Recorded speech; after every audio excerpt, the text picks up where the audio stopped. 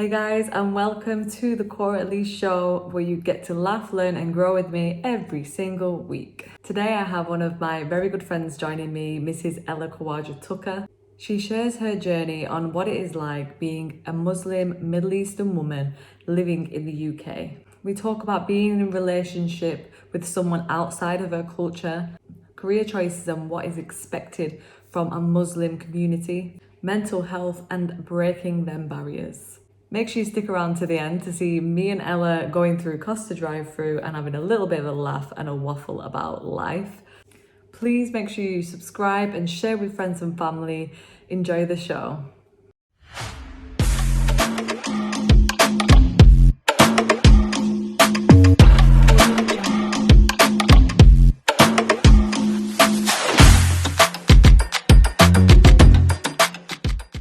Welcome to the Cora Elise show. Welcome back.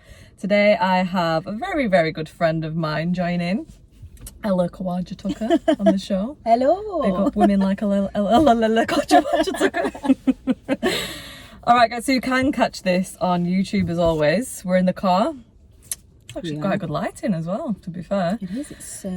it's all a learning curve as we go along. I'm trying to change the environment each time. So we've got the car today. Probably going to be an online one soon. Had one in studio sort of environment. So you can tell us which one you prefer. I quite like the car environment. I like it. It's good lighting as well. I think the car conversations are the best conversations as well. They definitely are. Like something about just being in a little tin can. It's just a little product placement. There you go. Costa, hit me up. Get free coffees. Sponsor her. Yes. So I got you on today because we can talk for America, Jerusalem and Africa, can't we? Yes, we can. Yeah. So we could talk, but I think we get into some really deep conversations, but then it's almost like there's lightheartedness to it as well. Yeah, of course. I think you're probably one of the biggest inspirations for the podcast as well, because I've had some conversations with you and I'm like, this would benefit so many people, like if there was in the room or a fly on the wall watching. That's flattering, thank you. I'm in the good books now. What can I say? You're getting a gift. Oh, thanks. It's not my birthday next week or anything anyway. No, seriously, that's... Yeah, No, honestly, it's true though. It's true because I think like, you know, some conversations that we've had, it would really like hit with a lot of people as well. Yeah. So I think there's a lot of topics that I want to cover with you.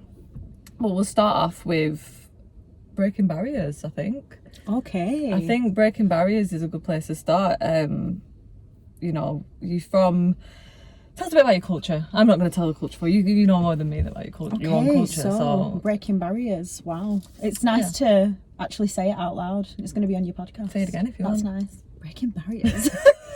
My culture. So I'm British Palestinian.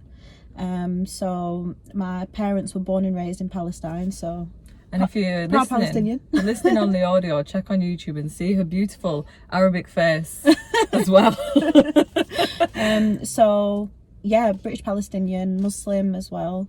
Really proud of my heritage and my culture, and I feel like I might go off on a tangent right now. Do it. Just talking about. I love learning about different cultures, especially yours, and like, I mean, your wedding was unreal. The fact that it was, you know, it had the Arabic side of it and then obviously the English side of it as well, and like dancing around the bride, and I felt like I could sing the Arabic songs and it was so fun. It was so fun. And me and Saul, my husband, we were talking about it actually the other day, and we were saying how, you know, we didn't just enjoy it because it was our wedding. We enjoyed it a lot because a lot of the times when you go to a wedding and there's two cultures coming together, it leans more towards one side. Yeah. And we didn't want that. We wanted a fusion wedding because there were so many cultures there, and I didn't want it to just be, it's an Arab wedding. Yeah. I didn't want that. I wanted it to be just a celebration of cultures, and that's what it was. And I think that's why everyone enjoyed it, because no one felt awkward. It was just... let's get up and dance, because that's what we do when we're celebrating. Yeah. But the journey to get to that day, yes, Lord have mercy. Let's just dive straight into that. And sort of rewind right. I can't speak today. Rewind. That's hard to say. Rewind right to the beginning. Say that. Rewind right to the beginning. Oh my god. Jesus, I know, Rewind right it's to not the just me. beginning. So do that and tell us your journey into that, because I think a lot of Muslim women out there as well will be able to relate massively with this. Okay, so obviously I'm first generation in this country. So my parents moved here in the 80s and I'm born and raised here. So in terms of when, you know, growing up, you're torn really between two cultures, because you go to school and you're the alien really, because you look a little bit different. But then you go home and it's an Arabic speaking household, it's a Muslim household. So for my parents, I think you know, they didn't really understand that. I think they get it now. They understand that you know, the way our brains work, it's different to theirs, and we're British as well as being Palestinian. So that was at the core of this whole issue. So when I eventually told them that I'd met someone and he wasn't a Palestinian man, he wasn't what they'd pictured for me, you know, why? That day went down in history. Yeah, all hell broke loose. You know, I think one little piece of advice I'd give to anyone, male or female, going through that, trying to break that barrier, is heed what your parents say and don't be malicious towards them, because they are who they are. They've been raised in a certain culture. That's what they know. They're set in their ways, as they say, you know. So looking back, I wish I was a little bit more tolerant of their views and I wasn't so emotional. So that's one piece of advice I definitely give, because hindsight's a wonderful thing. It is, in that sense. And the thing is as well, like you said, it's a generation thing, it's a culture thing, and definitely they've come from, I mean, if you go back to Palestine now, is everybody, well, it's just mainly Palestine's there, isn't it? Yeah, Palestinians. Obviously there's the whole occupation, Israeli occupation, and you know, there is a mix of people there, different colours, but not compared to the UK. No, here it's a melting pot. You know, there are a lot of immigrants here. You don't find people moving to Palestine the way they do to the West, because obviously the West is now seen as a hub for education and progression and, you know, that dream life. But yeah, over there, so you know, there's nothing to say that if I was born and raised there, my life would have gone a different way. But equally, you know, growing up, I did have uncles that had married out. They'd married American women, or you know, women from different cultures, but it was always the men.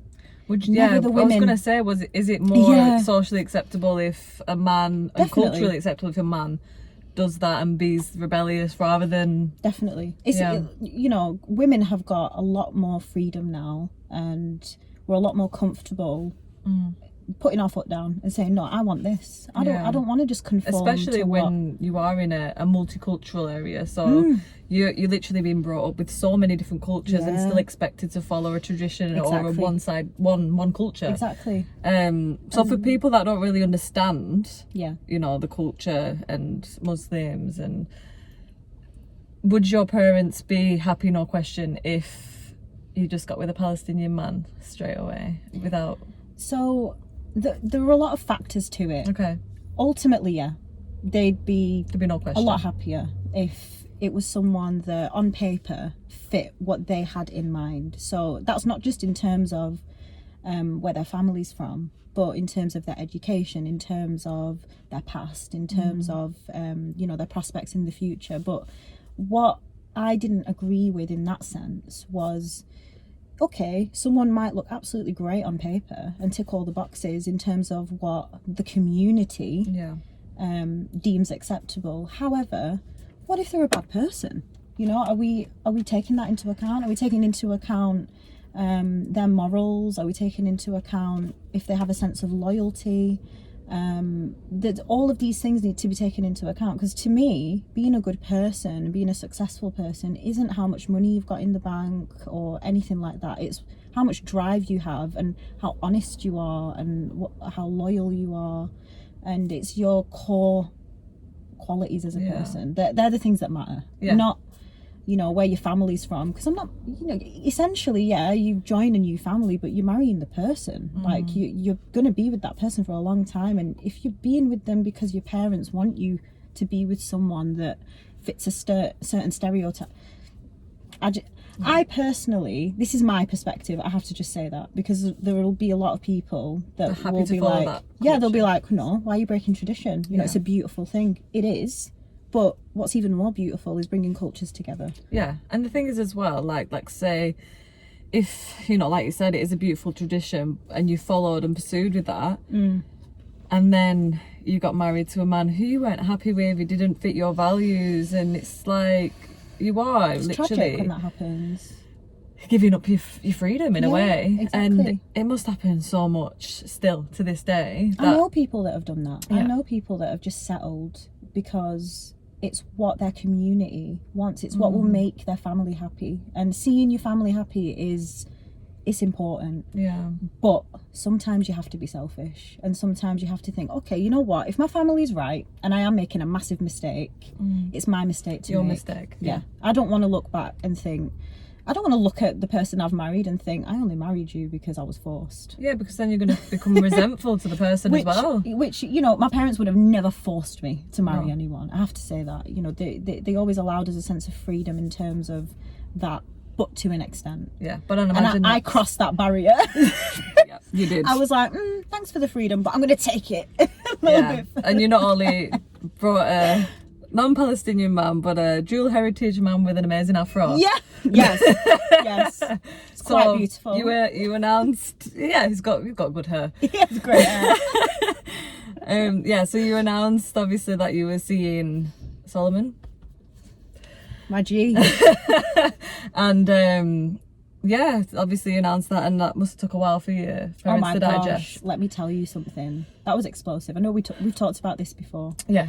But I remember certain details from that day. They'll stick with me forever, because that was arguably the biggest day of my life, because I told them it took a lot of courage. Because you were breaking that barrier. Oh, you were my breaking gosh, that barrier on that day. And anyone who is in this kind of situation where you've met someone, you know that your parents are going to kick off, it takes a lot of courage. I felt sick, man. Yeah. But I thought, I have two options here. I can either just pretend it's not happening and then eventually just break it off and end up with someone that's better for me in my parents' eyes on paper, or I can just go with my heart, go with my gut, and tell them. And I sat them down and I told them, and they were not happy, and I wasn't surprised. You have to manage your expectations. You can't be delusional about these things. You probably would have been more shocked if it was like, oh, good. Oh my God, I would have been like, are there cameras in here? Deal? What's going on? Yeah. Where are my parents? Yeah. Who are you and what have you done with them? Yeah, and it took literally years for us to get to the point where they even entertained meeting him. And, you know, looking back, I don't know where we got the energy. I really don't, because it was an absolute battle, but it was worth it. You know, and the wedding was, this is why I was saying the wedding was so beautiful, because it wasn't just the fact that the actual wedding itself and the atmosphere was beautiful, it's because what your journey was to get to that. Amen. So when everyone was seeing the dance and seeing you guys actually come together, it was beautiful, because obviously, I mean, I think you even had a chat with my mother-in-law. I did, and I think she was crying, and then she was making me cry, and I was like, don't make me cry in front of people. I'm a proud woman. But no, it was really beautiful to see that, because people that wouldn't have known at that wedding, they would have just said, oh, it's a beautiful wedding, they're in love, you know, the typical wedding. But then there was so many layers under that. So many, so much time, so much effort, so many tears. And I could imagine as well that, you know, in the Muslim community and the Arab community, that when this happens, and maybe the parents that really hold on to that tradition, there must be so much mental health problems with young women. Definitely. Because they would have been experiencing it on both halves, like whether to sort of run away from home and run off with the parents, and on the flip side follow a tradition that they might have not felt happy with. Exactly. No, that's a really good point, actually, because I imagine as well, for me personally, when my personal journey was, I deem it to be a success. You know, touch wood. It definitely is. I deem it to be a success, but that's only because you know, we fought hard and we eventually got there. But the mental health aspect, you know, that will stay with me forever. Yeah. And you probably didn't realise as much at the time as well, how much it affected you. You know, because I fought through, and I think one of the things this will beautifully tie in actually with health and fitness, because one of the things that really kept me going was training and focusing on my diet and I think, you know, when everything's out of control in your life, you seek an element to control. Yes. Yeah. And something that I could control was that I could control how many times I went to the gym. I could track my personal bests. I could, you know, control my diet, my macros, all of that. I love that. Yeah. Love that. And it really kept me sane. Yeah. Because I just thought, you know what? Healthy body, healthy mind. In reality, my mind was falling apart because I didn't know what on earth was going to happen. I felt for Sol because I thought, how must it feel for a human being to feel like they're not good enough? Again, on his side of it, it must have been so difficult as well mentally to almost feel like he wasn't accepted or wasn't worthy. Yeah. So yeah, but I think fitness is a saviour for so many things, and I think a lot of people look at it as, oh, it's just training. No, it's not. It's so much more than so that. much for the mental, and like you said, it can, when you're struggling with a bad, you know, part in your life that you can't so much control, you can control your fitness. Exactly. And it gives you that sort of power back. It saved me. It honestly did. I don't know what I would have done if I couldn't escape to the gym at 6 a.m. or if I couldn't, you know, after work, after a long day where I was really anxious about going home and just looking at the disappointment in my parents' faces, I could just go to the gym. And Boris, I hope you're listening, because Boris, mental health. This is what we were saying about gyms and mental health for so long. Like, people that might be in that situation you're in at the moment, and a lot of people are. It's on the increase. Yeah, because a lot of first generation kids are growing up now and they're meeting people and they're realizing, oh my gosh, I actually don't know how I feel about being with someone that is from the same culture as I am. And there are a lot of pros to it. Yeah. You know, you don't have to explain things to them, speak the same language, well, second language. Yeah. But at the same time, you have to just evaluate what it is you want from a relationship. I think it's hard for someone like myself to understand, because I've not been in that situation like a lot of people. Yeah. And I think relationships, like when you get in a relationship with someone and you're committing to them and you're getting married and it's for the long term, that is like 80% of your life. Like, obviously you're gonna have your own values and you're gonna follow your own journey, but you're with that person a lot of the time. Like, that is the person that's with you in your household, in your environment, and if that's not a positive environment that you're bringing yourself into, you're just going to bring yourself down. 100%. And it's a vicious cycle, because you might think that you're doing the right thing and, you know, this is what my culture expects of me, this is what the community expects of me. So much pressure. And, you know, mental health. And then, okay, you marry this person and you might like them, but you're all right. You don't get me wrong. You know, I know that I've heard success stories. I've seen success stories where people have, you know, they meet someone and it's arranged per se, because they meet each other a few times and then they're like, okay, yeah, I like them, let's get married. Kind of off, but yeah, you know, coming to America. Oh yeah, that's what reminds me of. Because he gets this arranged marriage, but he goes off to New York and then he wants to, was it Queens? Yeah, and he wants to find a bride that he loves. Yeah. Have you seen the second one? No, I've not seen it. Have you? It's alright. Is it good? It's alright. Not as good as the original, obviously. But it's alright. It's alright. But yeah, it's a tough one for a lot of people, and I think that's why so many people in that situation will end up resenting the parents, and they'll end up running off with a man. And then it's a shame. It's a shame in that sense as well, isn't it? Like you said, I mean, this could have been so many times you could have done that, because it was like 4 or 5 years that you pursued. It was, but one thing I didn't want was to do that.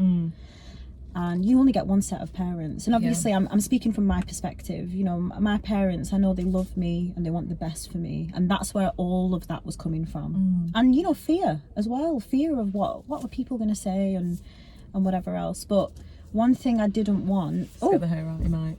So much hair. One thing. It's full of secrets. One thing I didn't want was to look back, to do that, to just run off. Yeah. And then look back and just regret it and just resent the person I'd married. You know, some love is great, but sometimes it's not enough. What you need to really, really think about is this person building me up as a person? Am I progressing emotionally, physically, in every single way? Are they pushing me in the right direction? If the answer is yes, they're good for you, and they're probably worth the fight. And I thought, yeah, it's worth the fight. But at the same time, I didn't want to lose my family. They've given me everything. They moved to this country with £30 in their pocket. My dad worked so hard. You know, he's a doctor. Shout out NHS. Shout out. Sorry, just punched my mind out. He worked so hard to give us, you know, the best life. And I just thought, if I just ditch that, essentially for a guy, I'll hate myself. And you know, if I have kids, they start asking me, you know, Mum, where are my grandparents? Yeah. Why don't they want to talk to me? I just thought, no, I can't do that. So I'll put up with it. And I know they love me, and I know that this will work out. I know it will. Yeah. So thankfully it did. It was a gamble. It was a gamble and it was a risk, but it all come It worked together out, and worked yeah. out. And Yeah. now, I had faith. you know, But I your had faith. parents love him and They do. embrace him, so they do. it's good. And you know, I mean, yours was pretty much like a fairy tale, but some people might not have that, and the parents 100%. might be a little bit more sort of focused on that tradition and not as open-minded. Definitely. I'm lucky in the sense that Yeah. my parents eventually opened their minds up, and they were like, you know what, she wants this. If it's a mistake, let her make it. I love your parents. Quite right, me too. Your parents are amazing. They're And fantastic. your dad's moustache is the best moustache I've ever seen in my life. It's healthy, isn't it? No, I've never known him without one. I've never ever known him without one. But yeah, going back to your point, which is a really good point, not everyone is as fortunate as I was, and a lot of people are. I really want to choose my words wisely, because I don't want to come across like, oh, you know, it's just a cycle and people are stuck in it. No, because But- it's, like you said, it does work for some people. Yeah, it's comparable. Do you know what? You can compare it actually to the royal family. Bear with me here. Yeah. The royal family, let's take Prince Harry as an example, okay? He was stuck in the motions. Now, obviously, it's an institution, and it's not just the family that he was stuck in, it was the whole shebang. But let's just say that that's a culture. And, you know, Harry's born into it, and he doesn't really like what's going on. And he's just a bit like, okay, I'm not sure about the morals, I'm not sure about the views, whether that's the racial views or whatever. And he's like, okay, I kind of want to break free of this. Yeah. And it took him a lot of courage. It took him a lot of energy. Yeah, because then But they he did call it. him the rebellious one. Because if anyone's doing something out of tradition or out of royalty or whatever it is, Yeah, you're the rebel. you're the rebel, and you're seen as what's the word?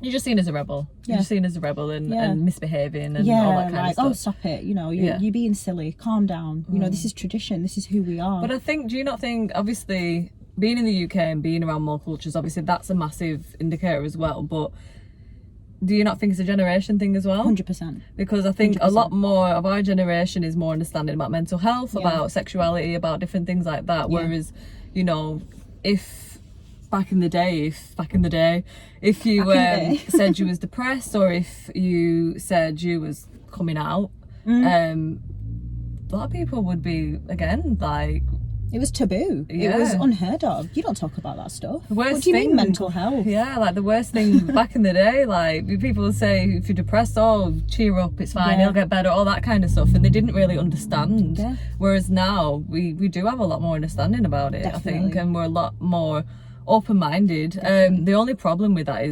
is sometimes we can be too kind about it. There's So a it's- line. So it's almost like there's nothing that you can't have an opinion almost. Yeah. So yeah. like if you put something on, then someone will say, well, what about this? And what about that? We're an argumentative generation. Well, I Well, say yeah. we, but Very I just opinionated. feel very opinionated. Which can be good at a bad thing. yeah, Yeah. it can be a good and a bad thing. That's such a good point to make, because I think, you know, you shouldn't be afraid of voicing your views. Yeah. If you disagree with something, you should feel comfortable enough to say you disagree with it. However, not just to be inflammatory. You know, don't just say something just because, oh, okay, someone's got an opinion on this, I'm just going to throw this out there. Well, who's just the to- lady that when on the lady that got killed from the Keep police looking one? straight at the camera and stop. Look at the camera if you want. Yeah, the lady who got killed by the policeman. Oh, Sarah Everard. Yeah, so when that kicked off, Yeah. obviously there was a lot of stuff that involved in that, but then there was a hashtag that come out saying all women's lives matter. So it's almost like a stem off from Black Lives Matter, for one, taking that away from that. And also, Don't get me started on that. Yeah, exactly. But it's also like saying, oh, well, you know, that woman's life matter, but what about this woman that died? And it's like, people can't just focus on the problem at hand. Yeah. They're like, well, if this is wrong, what about this as well then? Yeah. And it's have an opinion, but then also respect what's happening in that moment and respect people's feelings in a sense as well. Definitely. And I think that's a social media thing as well. Like, so many people media, have that opinion because it's there. They can just write it with no sort of consequence from it. I mean, there's some things are starting to come about now in terms of consequences, but not really. And the whole Sarah Everard thing, so many things infuriated me.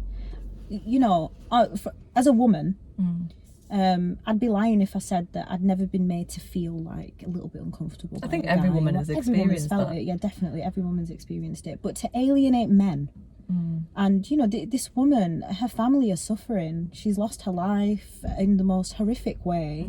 There's a lot of details that are yet to come out, but people were straying from the matter at hand a lot. They were taking it like that hashtag. Why? Yeah. You know, it almost is like Chinese whispers. Yeah. So it's like one thing gets said, and then all of a sudden they're saying, well, you know, what about that bridge on this street? And you're like, what? We're not even talking about that. Like, it's something completely different. Yeah, like I got that women were coming out and saying, you know, let's stand together.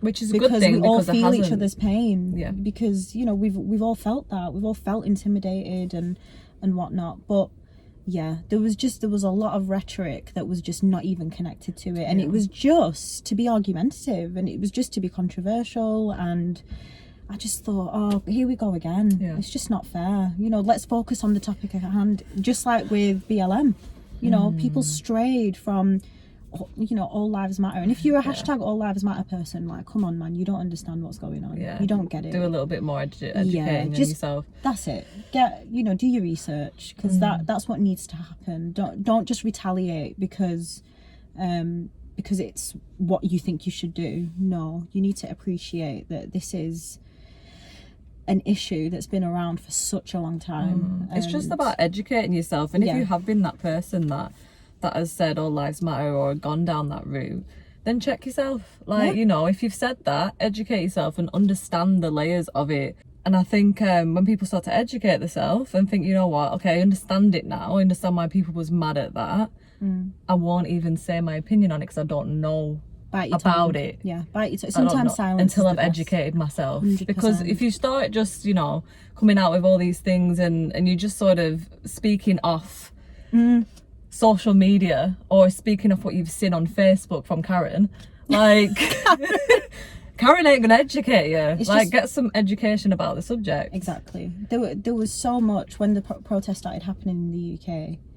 There was so much stuff in the media that wasn't right, and a lot of realizations occurred, to be completely honest with you.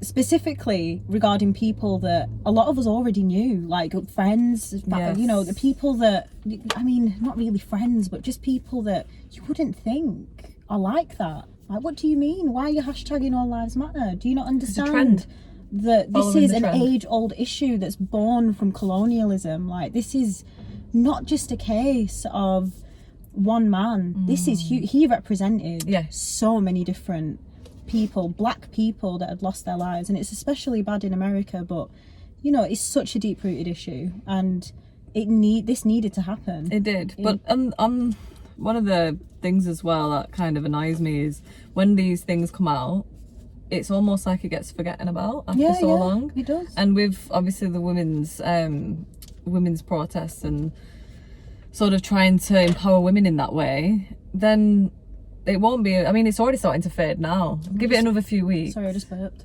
Are you alright? Got some water? Sorry, go on. You were making a really deep point, and I just interrupted it because I know the mic will pick it up. Like, ugh. I mean, I could edit it out, but it'd be fun to leave it in. Great. Fantastic. Yeah, with the women's protest. Sorry, go on. Yeah, like things just fade. Things fade, don't they? So like people forget, you know, they move on to the next trend. Yeah. unfortunately. They don't see it through. Yeah, 100%. I mean, it's good that the conversations are started, but we need change. We need people to realise that certain behaviours are not acceptable. The thing is, though, as well, it needs to start from a young age. 100%. So all these things that we're trying to change, sometimes people learn these behaviours, they've been brought up with these behaviours, and then they almost get stuck in the ways, and they can't break the barrier, they can't break it.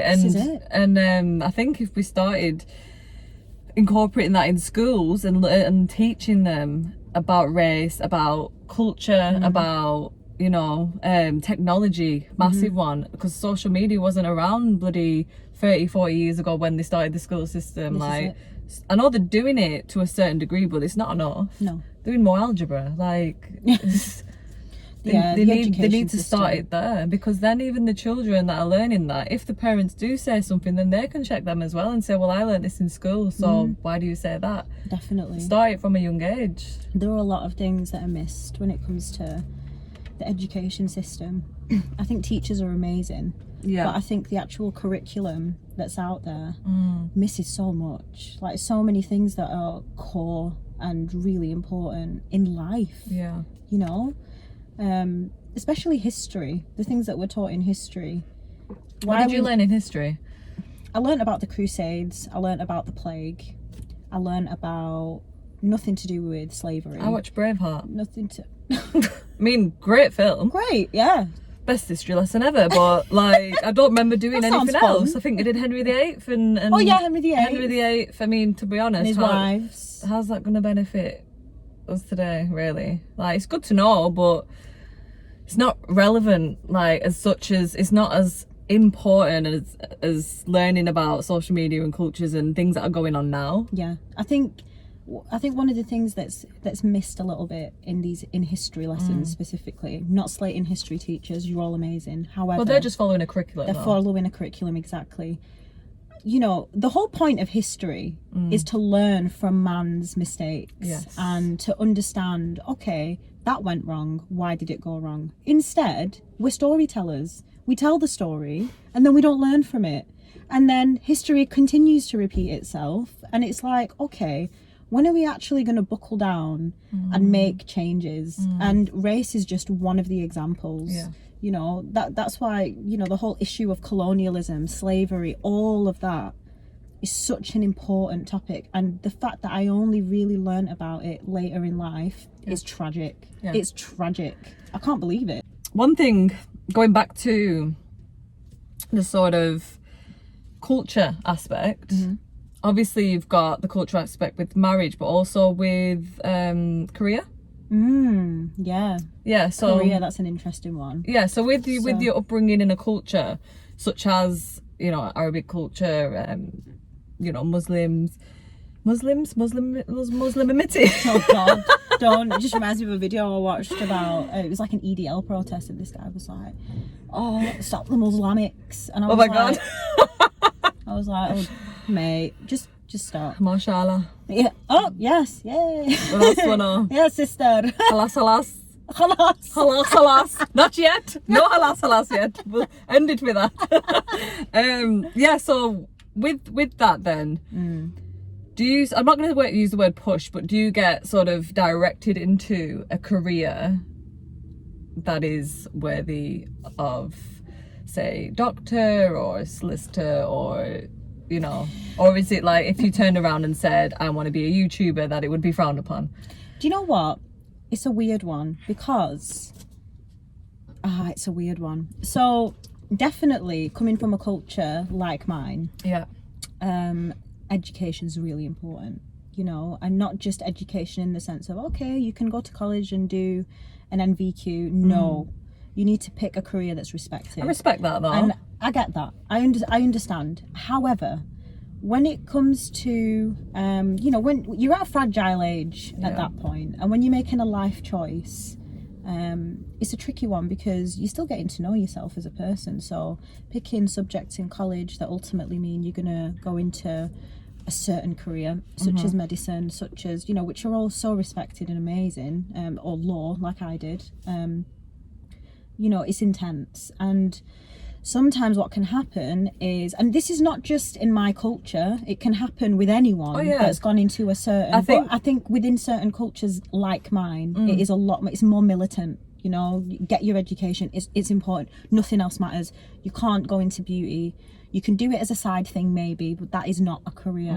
That is a flaw, I think, you know, because especially like you said, generation, like having your own business, especially as women now, it's a bigger thing now than what it was before. Definitely.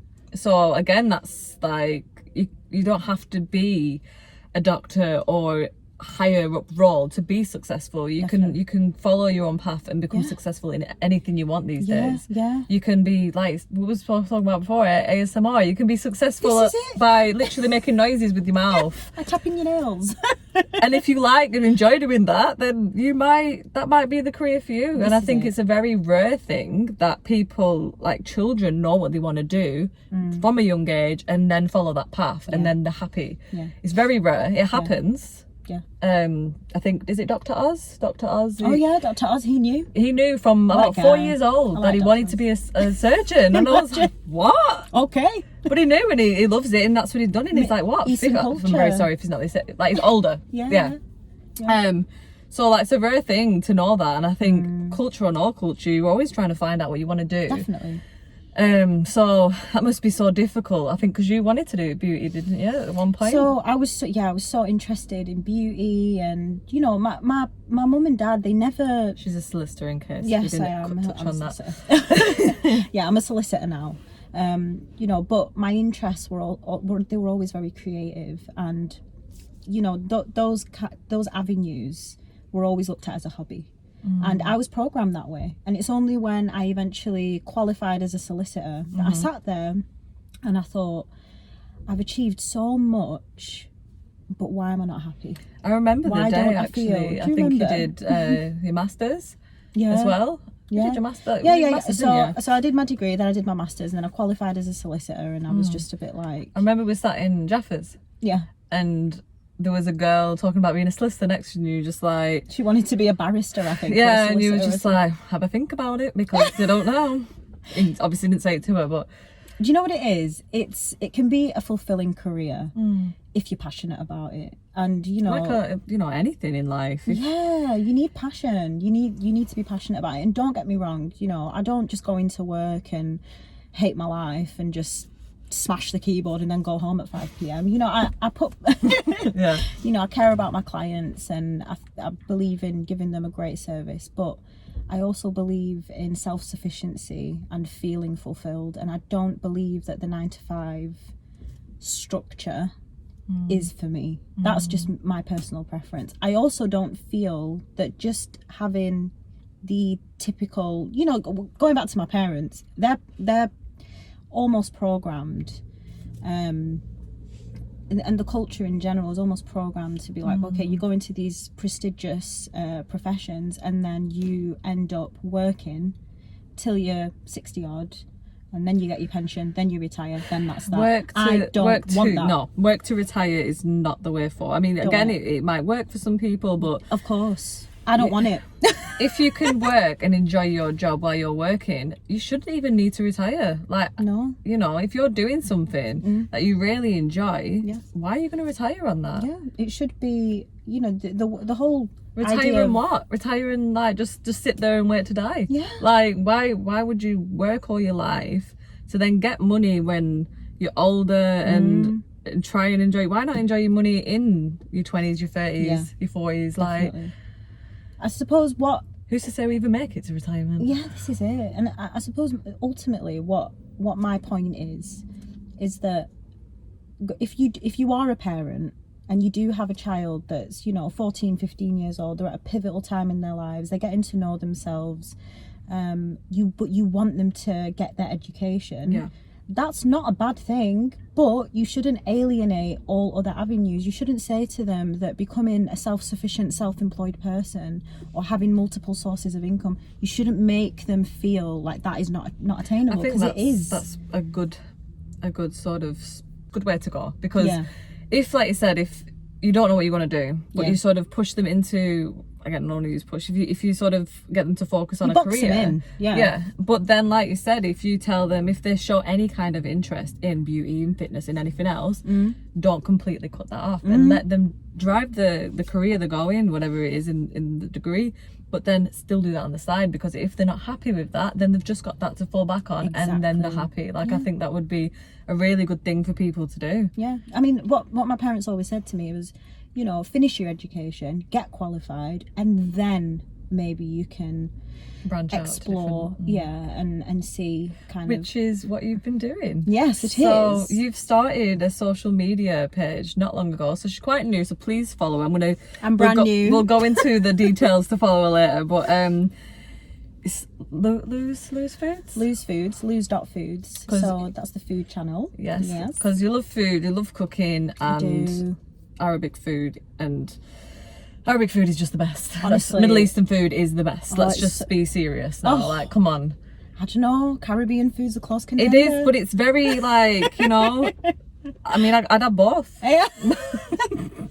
They're both amazing. They are both amazing. No, I'm a true foodie. That's one of the things that connects us as well, isn't it? The fact that we appreciate flavours and we love food, and I think it's not just our nutrition, is it? It's just we love the flavours. So basically, a bit of history about me and Ella. We knew each other when we was very young, like teeny bops. And then, like a lot of people do, drifted apart and then come back together when, about 22 or something, I don't know. We've been a lot closer for the last few years, definitely. Like, literally sister from another mister now. And I can't remember where I was going with this. Oh, that was it, so we reconnected through food, basically. We reconnected, like, I think you reached out obviously about the fitness when you was going through that fitness journey. I was like, help me. Yeah, pretty much. You just messaged me saying help me, I think, and I was like, all right, I'll help you. Do you want to get food and talk about it? We went to Nando's. We did. That was our first date. I'll never forget it. Yeah, it was amazing. Friend dates are important as well. Oh, they're definitely. So important. You were so approachable. You still are really approachable. Thanks. So are you. But well, thank you. But this sounds so cheesy. I did. Doesn't it? I know. I don't like you that much, love. Get it out. No, but on a serious note, if anyone listening wants genuine advice, reach out to Cora, because she knows what she's talking about. Seriously. No, do you know what? You changed my life, because you changed the way. This is a very serious thing to be throwing out. Let me tell you something, okay? When I first sent you that message, I was really into my HIIT cardio. Okay, I wasn't weight training. I was so intimidated by the idea of even walking into a gym, because I just thought, do you remember what you said to me, what you was doing? I was so disgusted. What was I doing? She was doing squat jumps from your toes, like jump. You was on your toes. I was landing on my toes. You was landing on your toes. No, do you know what? Squatting with your toes. But a PT told me to do that.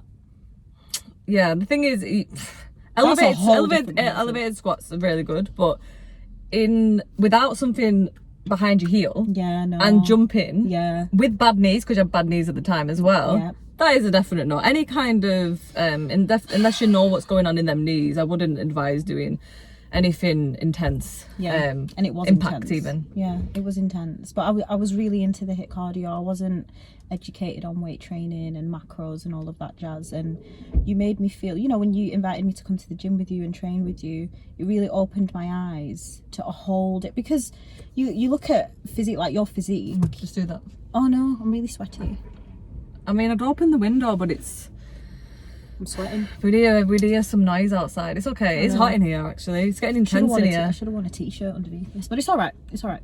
You're drinking that as well. Yeah, it is. Do you know what? I'll put it down, because when your extremities are warm, you are warm. There you go. So yeah, I was doing a lot of HIIT cardio, and yeah, when you took me to the gym with you, and like your physique and stuff, like, oh, how do you do this and how do you do that? Weight training changed my life. It changed my physique. It changed everything, and even throughout this lockdown, you know, the amount of muscle I've built, I feel like it's really saved me, because, you know, I've been eating and I've put on a little bit of body fat, but I know that if I didn't have this much muscle and just that tiny little bit of discipline that's left, God, I don't know where I'd be mentally, especially. Well, it's like you were saying before, when you was going through everything with, like, you know, your marriage and leading up to that, fitness was your saviour.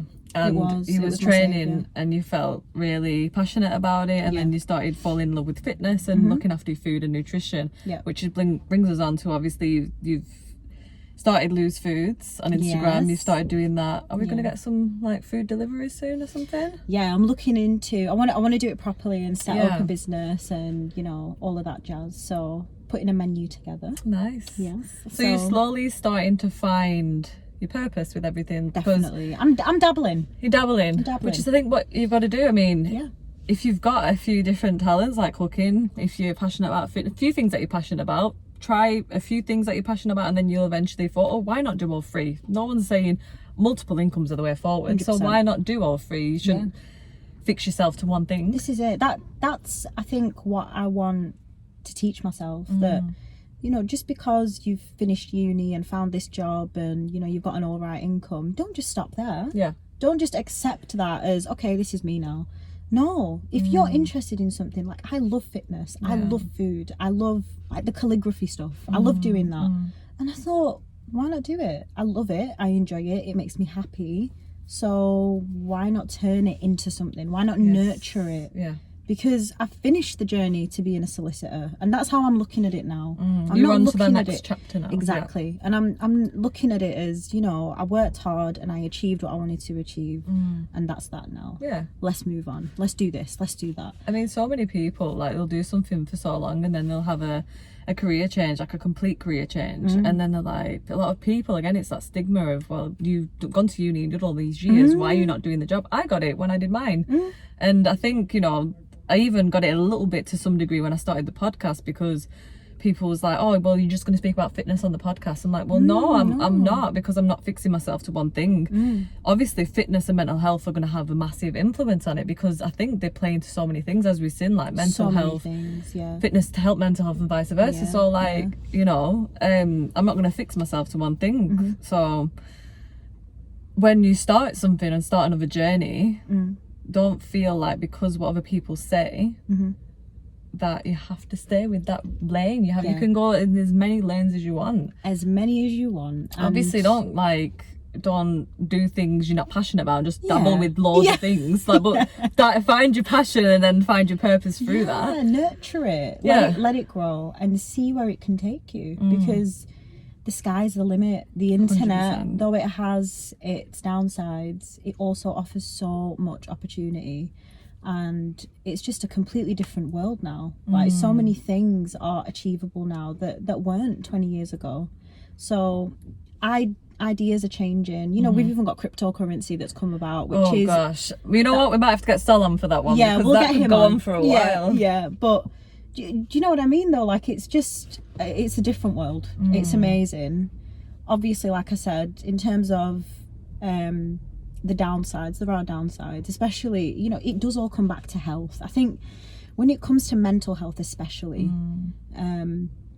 the internet side of things, I think once it started to kick off, social media, and that's one of the reasons I've told you that I was on Instagram a few years ago, and then I deleted my account because my mental health was suffering, because just the whole, a lot of people aren't like this, but just scrolling through and seeing all these girls that were just perfect, and feeling like, oh my god, and I was a teenager at that point, and I was still growing, and a lot of teenage girls don't realize this. Imagine it now then, because it wasn't even as big when we were younger. I know. Like, I spoke about this with Dion the other day as well, and it was a lot of emphasis on social media, because it does play into literally everything now. But I think if you can use social media for the benefits, rather than just using it as a app and scrolling through, that's it.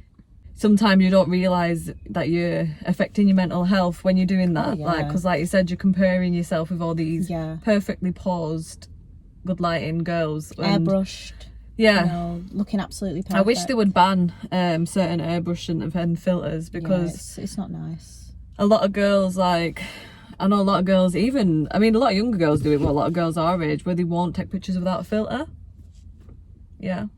It's tragic. It is. And especially the filters. Tragic. I think it's not too bad if the filters just make it a little bit more. If you're feeling a little bit I don't know, spotty or whatever. Even though that's not a bad thing, if you just want to make yourself feel better and put a little filter on, that's fine. But when it starts changes your features. But speaking of spots, I when I seen you last, my skin was clear, and you said, "Oh, your skin looks clear." It's gorgeous. Listen, you said my skin was clear, and then you said, "We better not say it too loud because the spot will come out." A spot came out the next day. I'm sorry, I got one too. So I'm going to text you and say, you give me a spot, but I was like, I'm not even going to say that because then he'll hear through the text. And Mate, do you know what? That makes me so sad because we need to stop I give you nothing but positive vibes, yeah? But positive you noticed after you said it. I was like, oh, I'll bite myself. So when we want to compliment the skin, just do a little look, like a little eyebrow or something. Okay. I think I'm so connected to my body as well. So like if someone says it now, I will literally dive on them. Like it's gonna hear you. Shh. Don't give me a spot. Mate, we've been going for an hour. We can talk all day, you know. Oh my gosh, it doesn't even feel like it's been an hour. We can talk all day, but I think we're definitely gonna have to get you on again. Yeah. Maybe even co-host something. That would be amazing. We can interrogate someone. This is just honestly, it's made me want to actually start this Breaking Barriers series as a podcast because that would be so interesting. It would make so much more sense as a podcast. It really would. And I reckon a lot of girls that are listening that might be in that situation, you've probably really helped them through this. I hope I have, because it's so even people intense. that aren't in that situation, they've probably learned something that they didn't know about that community. And maybe even, I mean, because it can link into other things, you know, you can be in a relationship and not be happy still. It doesn't have to be a culture thing. 100%, so you know, it's all about the happiness and the mental at the end of the day. It is, definitely 100%. So all my guests, I do a final four. What's that? Final four is final four fire questions. Oh my god. So you can say you need to move that lovely hair because it keeps going in the mic. Oh god, Mike, I'm sorry, Michael. So yeah, it could be as short or as long as you want. Okay. So it doesn't have to be like, is this like I'm a waffler though. Right, okay. It's fine, waffle away, it's no problem. Okay. Just either first thing that comes to mind, one word, or literally you can give us a nice essay if you want. It's fine. It's final four. Okay. Okay. So favourite piece of advice or quote that you've heard? And you can say a couple if you've heard a few. Oh my gosh, there's so many. First ones that come to mind. Favourite piece of advice?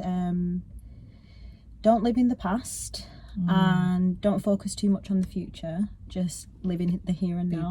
Be present and just really absorb what's going on around you and your surroundings and just the beauty of it, because you're here right now, you're happy, you're healthy, and yeah, that's all that matters. I like that. So many people are guilty. I think I've been guilty of it myself, where we're constantly looking to the future. We're not just being present in the moment. It's very easily done. Yeah. Especially when you worry constantly about planning for things that are like weeks down the line, and we're not even just living in that moment.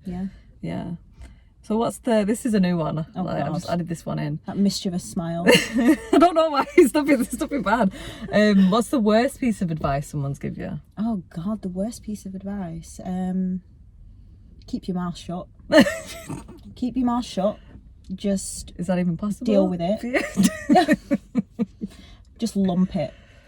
You can't make changes. It is what it is. Not true at all. You have a lot more control than you think, and you're the master of your fate. If anyone tells you can't achieve something or to be quiet, that's all the fuel I need. Just drop kick them.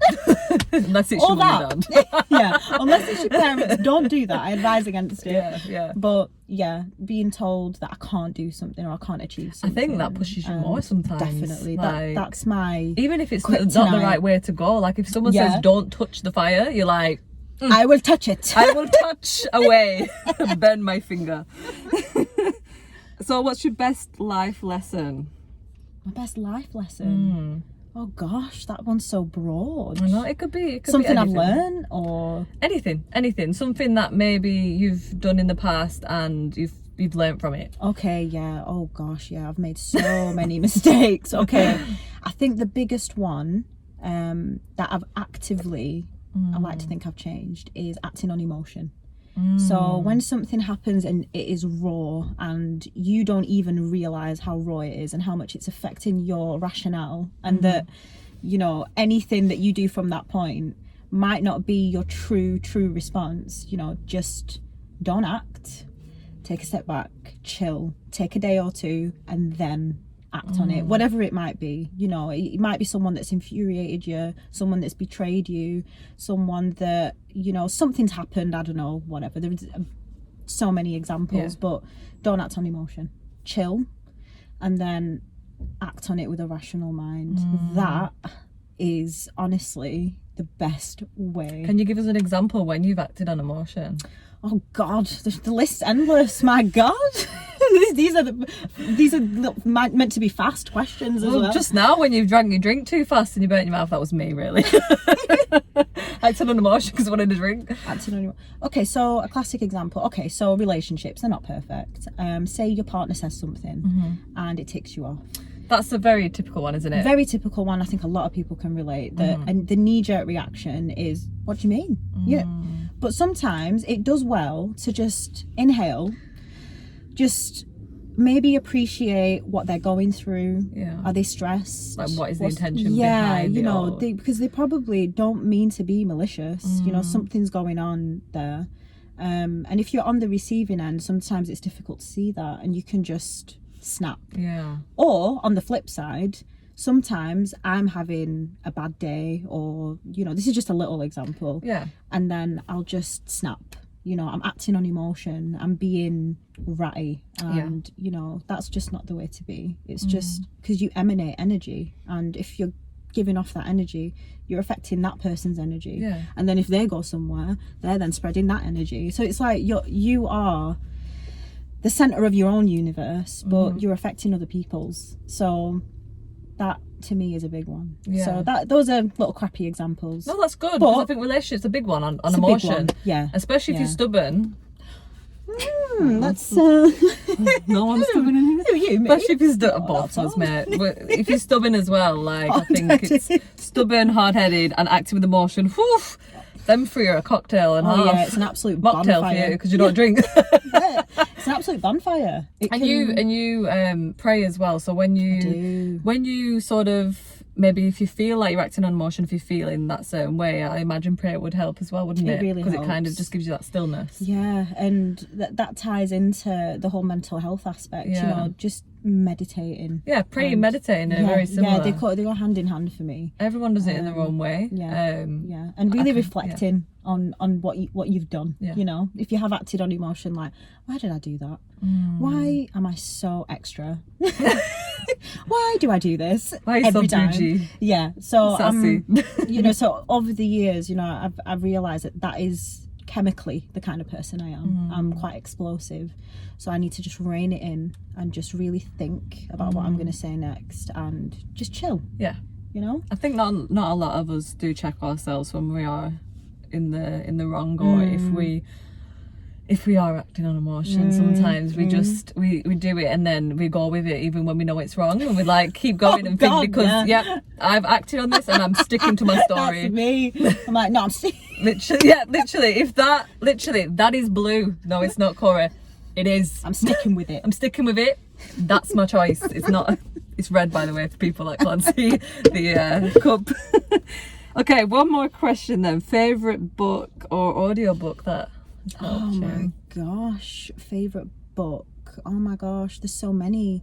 I'm actually partway through the one you've lent me. 4 Hour Work Week. 4 Hour Work Week. Really good book. Amazing book. There was another one actually that I was looking at my bookshelf when you left, and I was like, I should have given this one, and it's Mindset by Carol Dweck. Have you heard of that one? Well, I'll take it. No, I've not heard of it. It's a very good one.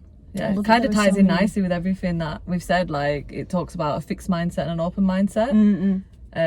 So someone who can't open the mind and it's very fixed to other things like culture and things like that. Okay, I need to read it. Yeah, once you've done that, I'll swap them. It's like a library. I obviously love the Harry Potter books. Yeah. But I think one that I'm not a Harry Potter. Excuse me, don't insult him. Harry Potter. Harry Potter. Yeah. I love the Harry Potter books. Especially because I love the author.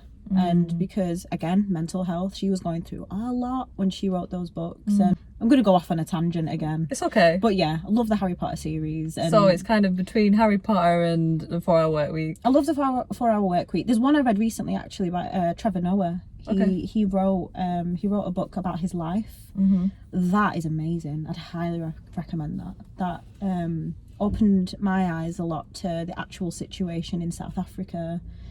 Again, ties into the colonialism and the after effects, and being not black or white but a coloured person there, because coloured people there are mixed. So I don't like the word coloured. Neither do I, but that's how they're classed there. So that's the word that's used, you know, in his book. But you know, it's crazy. It's absolutely crazy over there, and the fact that, you know, people with Dutch surnames are still living the high life in South Africa and reaping the rewards, if you will, of their ancestors who went over, colonized, and literally filtered out tribes of people, filtered them out completely. And there's still so much racism over there, and I'd highly recommend that book. What's that one called again? Oh gosh, I can't remember the name of it. Hang on, I need to Google it. Jamie, pull it up. Pull it up. Born a Crime. Born a Crime. Yeah. Okay. So his mother was a black woman and his dad was white, and he was literally I think I remember born you a telling me crime. about this book. Yeah. Amazing book. So well written, captivating. Read it in 3 days. Oh, good. Yeah, like that. It literally, I couldn't put it down. So yeah, I'd recommend that. That's 3 books you've got then. Yes. Nice. Yeah. Where can people find you on socials then? Because I know you just started, you're new to socials, but I'm sure lots of people are going to add you after this because they would have heard your story and they'll want to know more and they'll want to follow your journey with the food and everything you do. So I have the Lose Foods account, so lose.foods. Food. Yes, all food. All food. So that's all food. I've just started canvas painting as well. That's a tiny little account. So that's called Imperfect Canvases. The canvases are beautiful. Definitely check that one out. Thank you. She did my name in Arabic and it's just sitting on my windowsill, looking beautiful. Oh, it does look nice. Yeah. I love the colours in yours as well. Yeah, it's nice. And yeah, I really want to start this Breaking Barriers series because I've been talking about it for literally a year now. Do it. You know, I've filmed so many videos of me like doing my makeup and talking, and then So would that be wrong. on your YouTube channel then? Yeah. So would you do a separate one for that, or would you do it on your current? So I don't actually have a YouTube channel at the moment. You don't have a YouTube no, channel? I have a YouTube account. Okay. Where I comment on people's videos, and My I'm favourite fan. so I'd probably do it on that, to be honest with you. So this is definitely giving me a shove that's good. to do it, because if I can help even one person, that's a reward. It is 100%. Just like on this, if we help one person, that's the aim of the game, isn't it? And you know, when you come on to the next episode in the future, then hopefully you'll have your Breaking Barriers. I know it's a Breaking Bad then. That's an episode on Netflix. Breaking Barriers on YouTube, and you can share that with people as well. But for now, Lose Foods and Imperfect Canvases. Imperfect Canvases. I like that name. Thank you. Thank you very much. Okay, so yes, thank you for coming on. It's my been pleasure. Eventful. It's been amazing. I've really enjoyed myself. It's like therapy. Yeah, it is. It is literally like therapy. Yeah. It's so good. It's been amazing. Definitely going to have you on again soon. Thank you for having me. Remember, you can watch this on YouTube, guys. And you can get this on... I think it's Audible then. My book's not out yet, so it's not on Audible. You can get it on Spotify, you can get it on iTunes for those who want to listen to the podcast, and for those who are more visual, you can watch this on YouTube as well. Make sure you subscribe, make sure you hit 5 stars. Yes. You know, 10 stars. The better the rate. Make sure you share. You can't do 10 stars, but maybe next time. You can share, guys. Share away, please, because if you share, then more people are going to see this and it might benefit more people than what you think.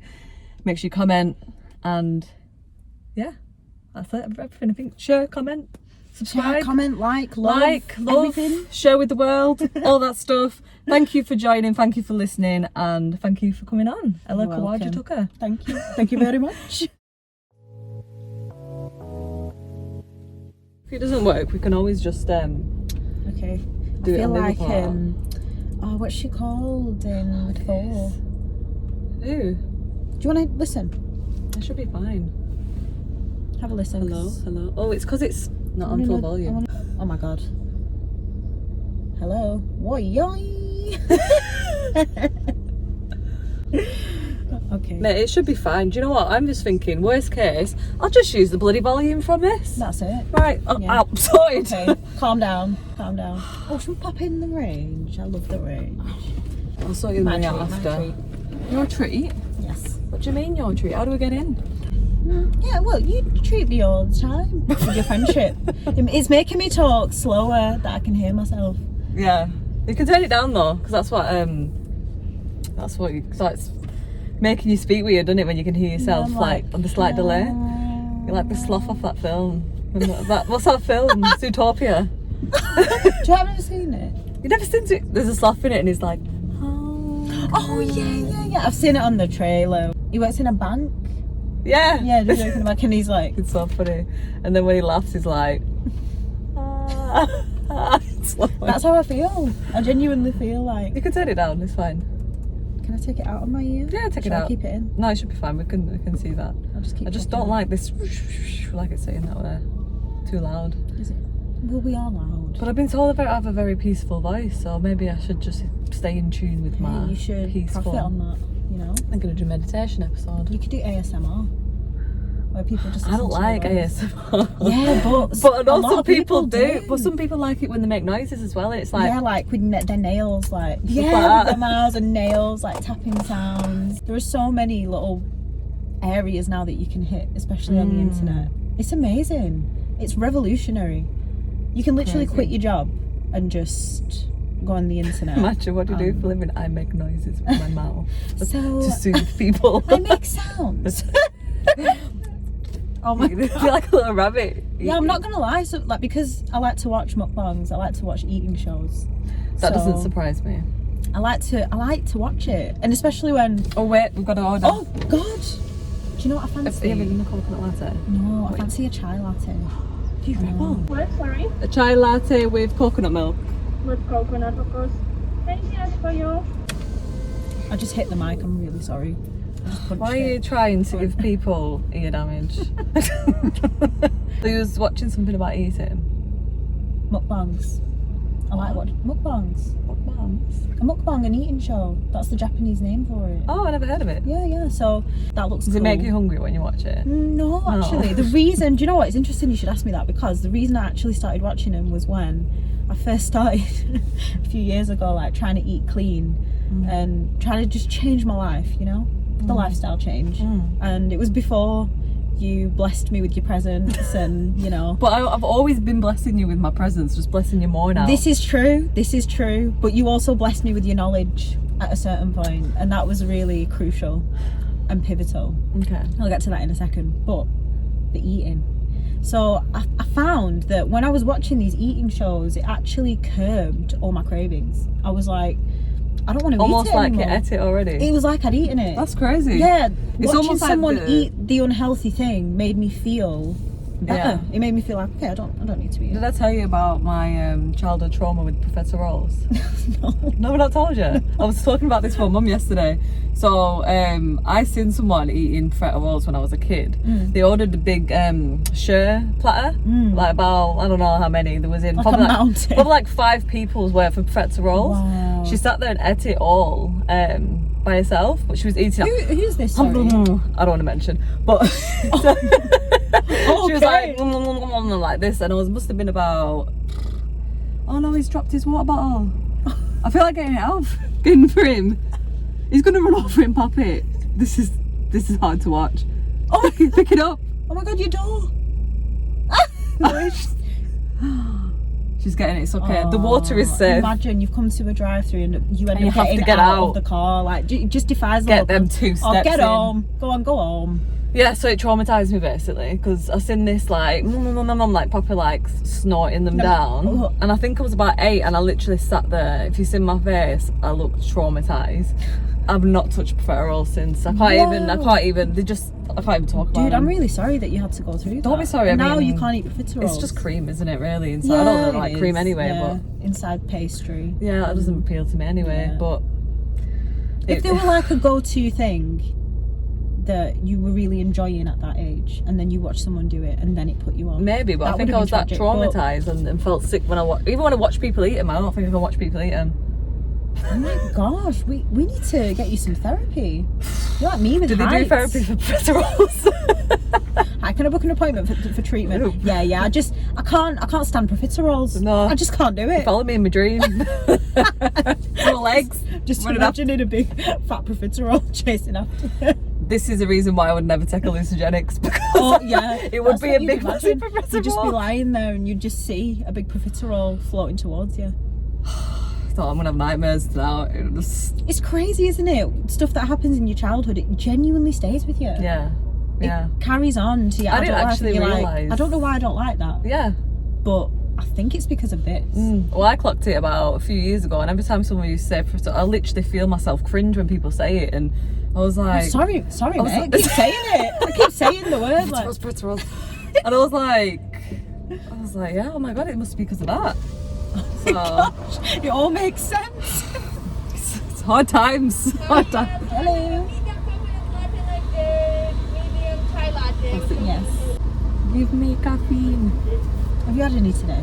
No. I've not either. I know if I'm going to get one, I won't drink one first. I'd be wired. If I had two.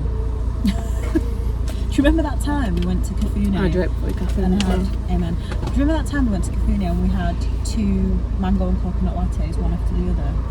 That finished me. It actually made me tired. Yeah, I crashed like a baby. I Yeah. had to nap. We would That was think intense. 2 loads of caffeine would. I don't know how people like shock espressos one after the other and they're awake, they're because just that would make me tired. do it. Yeah.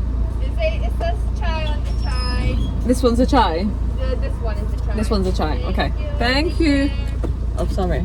Just putting it in the cup holder. Okay. That's where it belongs for now. It's too hot for you, right? Sorry, Calm Mom. down. Sorry, Mom. Go for it if you want, burn your mouth. You know what? You know what happens as well? Do you ever find when you find somewhere nice and quiet, you park and you want to just have a chat, someone else parks next to you and it's like, what's your deal? Yeah, it's like, go away. You weren't even going to park here.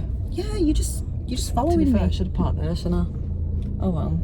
You know what? I hate pink, and I've got a pink notebook. The brightest pink one. Well, that is a paradox. I've just told you not to burn my mouth, and I've just burnt my mouth. Yeah, Hurt my well, tongue. it's you, innit? It's no tasting for me for the rest of the day.